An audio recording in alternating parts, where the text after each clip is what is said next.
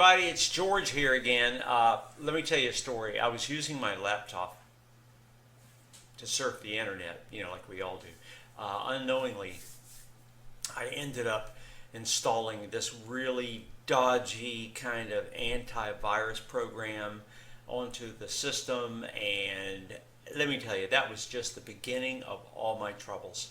I had all kinds of weird stuff happening on the screen. There were programs I couldn't load. It was taking forever to process just a Word document, for example. And I knew that there was some bad stuff going on in there caused by what I had downloaded. It was my own fault, really. So I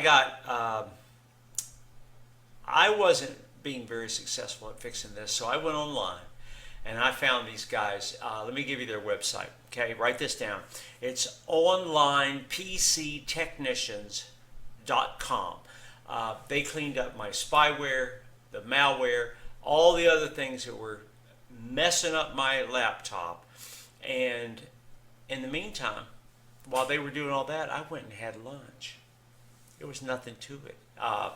It was great. I recommend them. Remember that website address, and good luck with your PC, and I will talk to you guys later. Bye.